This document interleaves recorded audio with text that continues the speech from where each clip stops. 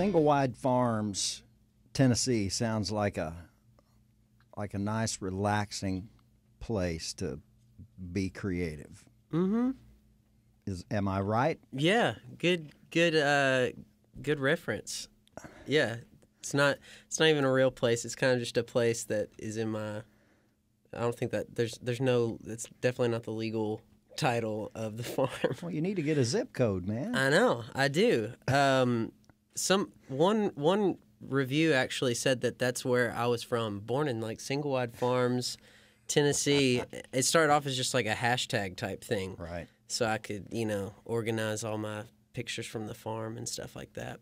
But it's in reference to a trailer that was there on your granddad's farm? My wife's grandfather. Ah. He had a small cattle operation there for a while and bought the trailer from his buddy, who I'm pretty sure was the sheriff at the time, for $1,000 back in like '78. And so you can imagine it was already in pretty bad shape, and it just got worse and worse. And so we kind of made it habitable again and lived there instead of paying rent elsewhere. So I think we're kind of ahead of ourselves a little bit there, and it's my fault. No, that's okay. That's okay. Before that time period, were you in Nashville? I was. I went to college here. Did you go to Belmont? I did, yeah. I went through Belmont, and prior to that, in high school, I started coming to Nashville, writing and learning how to write songs, or figuring out more like how to write songs, and kind of just trying to meet people. And how big of a tug of war was it with how you were writing compared to what you realized you needed to do? It's not necessary. When I was a kid starting to come to Nashville? Yeah. I was lucky enough to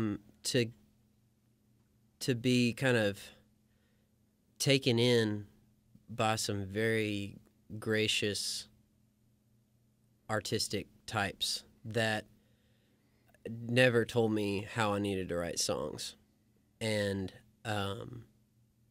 that would listen to my songs, talk with me about them, even the ones that I look back on now and realize that they just were not good, but right. they kind of like a good parent would, what is good about this song, what's what needs work on it, rather than saying like, here's the song that you need to write, which I've never really thought about before, but I think probably played a huge part in me developing my own voice and not becoming them, right? So I didn't really feel a tug of war. It's more like a kind of like an excavation kind of a thing. 1, 2, 3.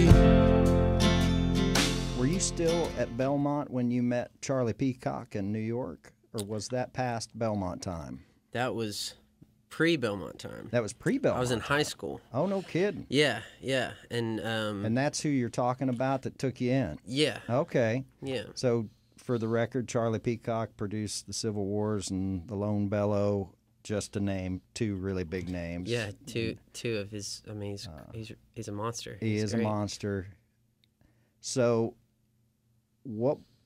you met him in New York, and then he offered you to come back and hang out and just take it all in from him? Yeah, yeah. And I mean, and it was like, to even say that it was an organic thing is even kind of approximates it even then. Like, it was just like it wasn't even a thing. It was just like, hey, you know, you're a young guy like writing songs, and I think you write some good songs, and if you ever want to come and watch us work in the studio, like, feel free to do it. Sometimes we have lots of artists come and hang out at our house. You're welcome. And it was just like that. It wasn't like a songwriting boot camp track thing or anything like that. Right. It was just such a non-thing. So I took you away from the city to the river where you learned to kiss me. And I spend my nights lost in a daydream with you.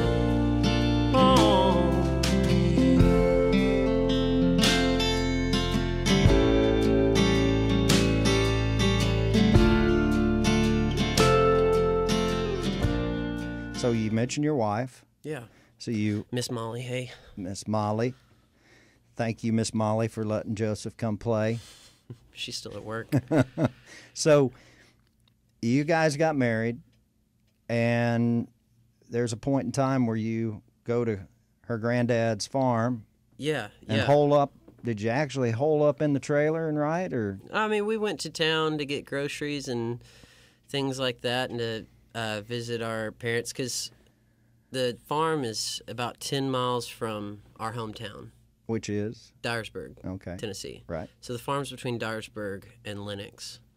And then just a little bit past Lenox is just a fun fact. And whenever friends would come to visit, I'd always take them to see this.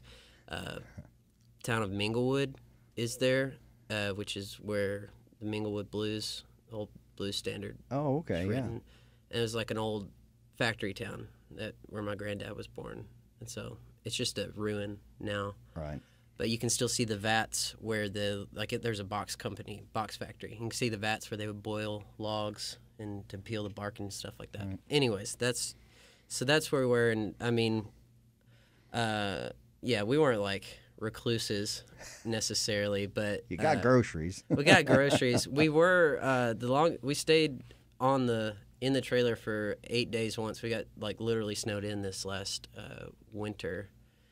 I think it probably got bad everywhere within that polar vortex thing. Yeah. Yeah, we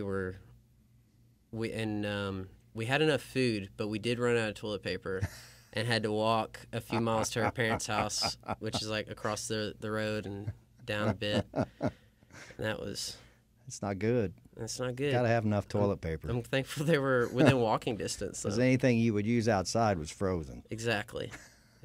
So and it sits on 17 acres. Mm-hmm. That's the name of the album, 17 Acres, which I love. I love the whole thing, top to bottom. Thank you. They say there's lots of pretty girls on the TV screen, but we don't have cable or a satellite stream. There ain't nothing louder than how my heart screams for you, only you.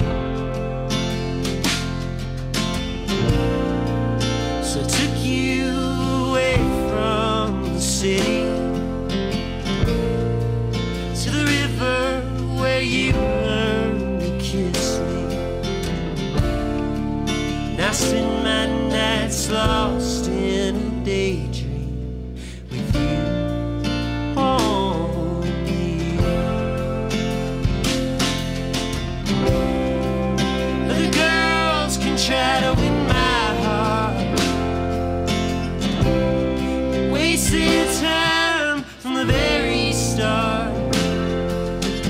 best friend, my next of kin, my luckiest star is you, only you.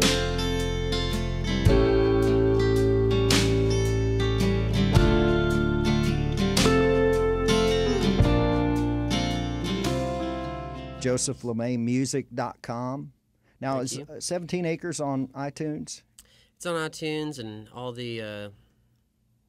There's so many. I didn't even realize how many digital, whatever you want to call them. You're on Spotify too. Yeah, I am. So if you want to give me 3/10 of a penny, just go ahead and listen. I got to a bunch of pennies in my other studio. I'll go get you some. Yeah, it's all good. I really appreciate you coming in, man. Thanks for having Love your me. music. 17 acres, 2 old teenagers, just living life and making love on our own terms. Nothing holds a candle to how my heart burns for you